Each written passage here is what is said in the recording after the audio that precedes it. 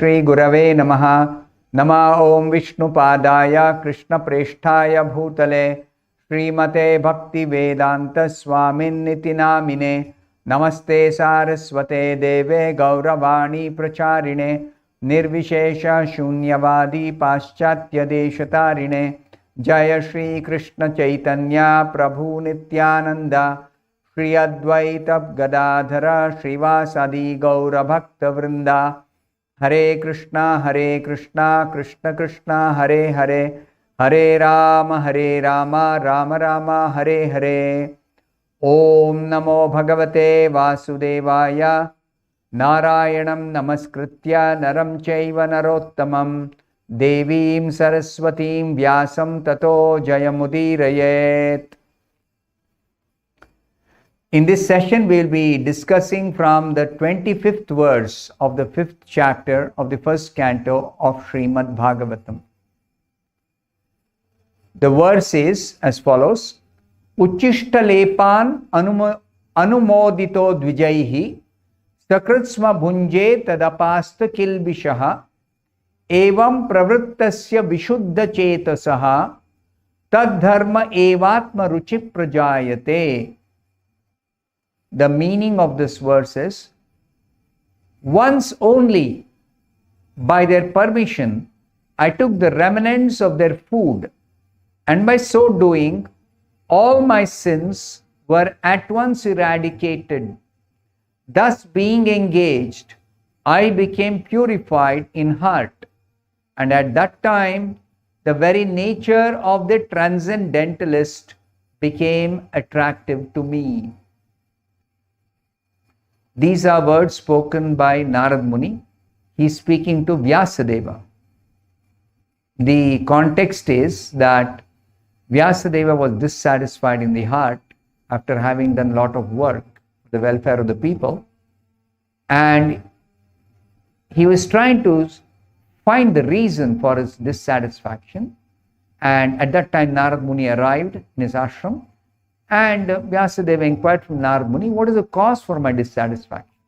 So Narada Muni is explaining, is describing the cause for his dissatisfaction. You are not explained in detail the transcendental pastimes of Krishna.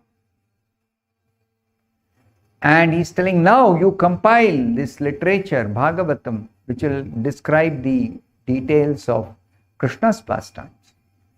And he is giving the example of his own life, his own previous life.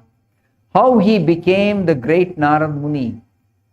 What happened? In his previous life, he was born as the son of a maidservant, engaged in some menial service. So, while describing that, he is telling, when he was a small boy, say 5 years old, his mother was living in some forest, and some saintly persons, pure devotees called Bhaktivedantas, they were passing by, and they stopped exactly at this location in the forest for observing Chaturmasya Vrata. 4 months of the rainy season, generally they will stay in one place and not travel, because it's inconvenient to travel during the rains. And they used to travel only by foot those days. So they stopped by, and Narada Muni was a small boy, and with his mother he was living in that place, and she was engaged in their service. So this boy also used to go with his mother. And what happened? Now he is describing that only once, with their permission, he took the remnants of their food. While cleaning up, something is left. He took the remnants. And what happened? By taking those remnants, all his sinful reactions were completely eradicated.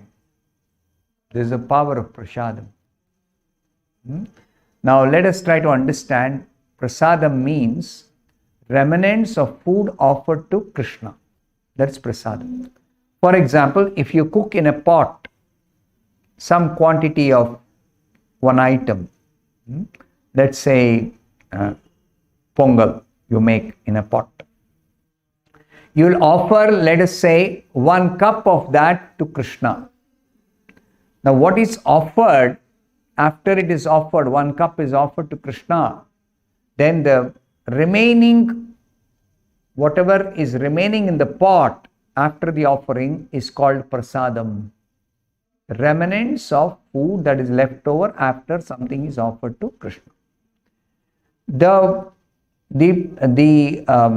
item which is offered, pongal which is offered in the cup to Krishna, in Krishna's cup, you have to offer an exclusive cup or plate which is kept for Krishna separately. So that is called Mahaprasadam.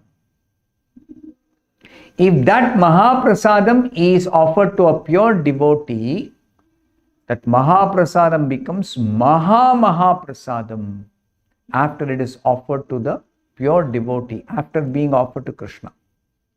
So this boy, Narada, in his previous life, 5-year-old boy, he got a chance to take the Mahaprasadam.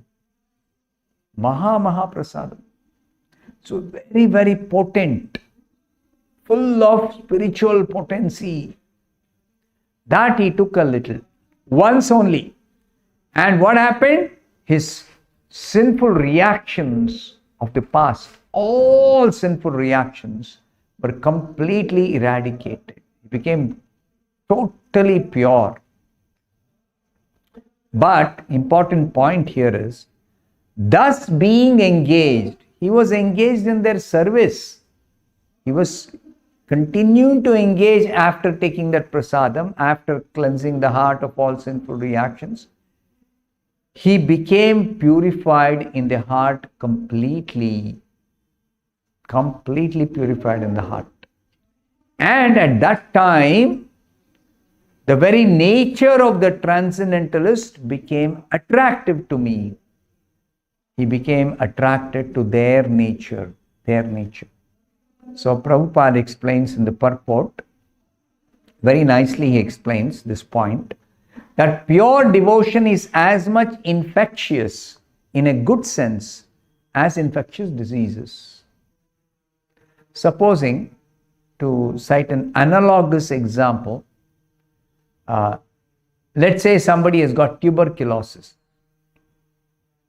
infected with the disease, tuberculosis. Now, a tuberculosis patient, if that patient eats some food and some remnants are left in his plate, anybody by mistake or somehow touches that and they happen to eat a portion of that, immediately they get infected with tuberculosis. Immediately. So, bhakti, pure devotion, is like that, very, very infectious. In a good sense. It is not in a bad sense, not to be taken in the wrong way. Like you take remnants of food which is left behind on a plate of a pure devotee's plate, what the pure devotee has eaten. Pure devotees only take prasadam. So when they take prasadam, if something is left, even a little small grain, you take that and eat. So then your heart becomes completely cleansed and you become filled with pure devotion. Whatever devotion they had, that devotion you get. So that is explained. A pure devotee is one who is cleared of all kinds of sins. Such a person is called a pure devotee. Now, who is the purest entity? The Supreme Personality of Godhead. He is the purest entity, Krishna. And unless one is equally pure from all material qualities, one cannot become a pure devotee of Krishna. So, pure devotee of Krishna means A person who is completely purified in the heart, having no material qualities or material contamination at all. Only such a person can actually associate with Krishna directly. Now the Bhaktivedantas, they were pure devotees.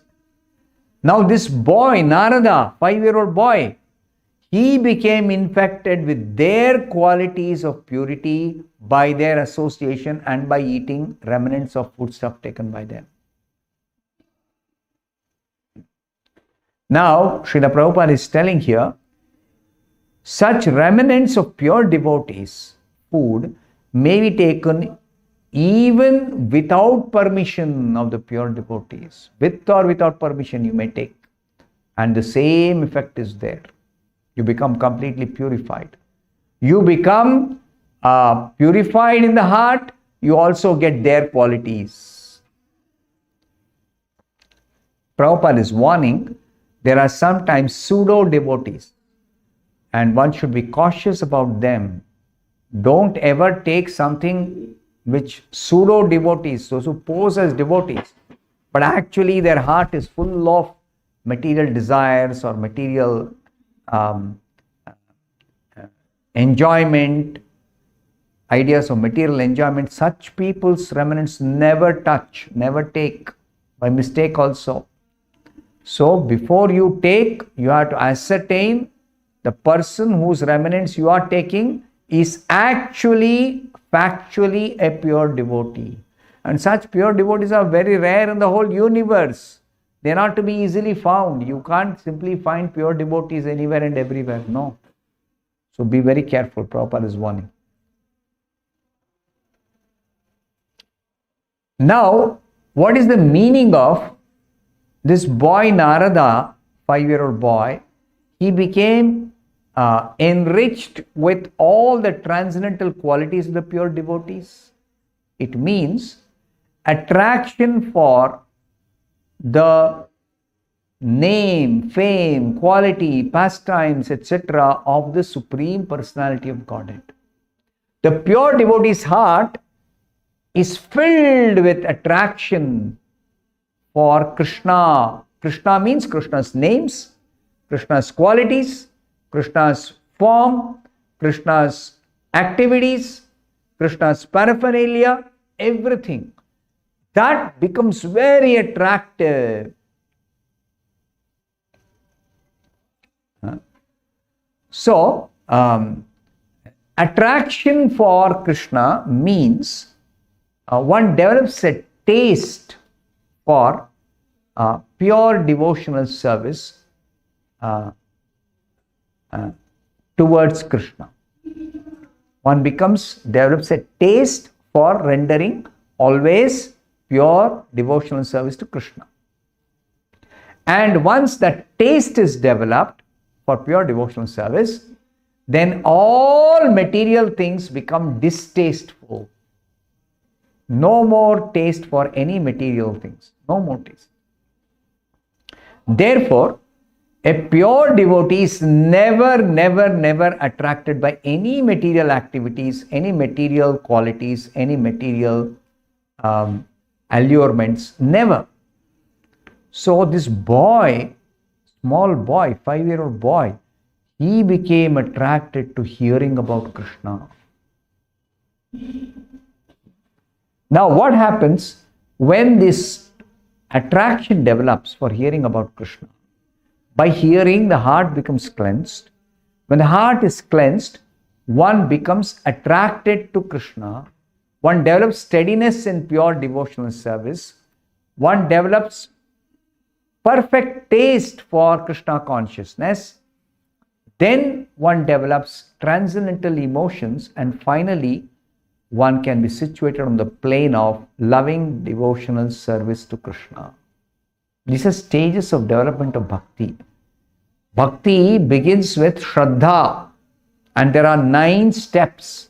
The first step is Shraddha, faith, transcendental faith in Krishna. Then Sadhu Sangha, then Bhajana Kriya, Anartha Nivritti, nishtha, ruchi, asakti, bhava, prema. That is what is described here by Prabhupada.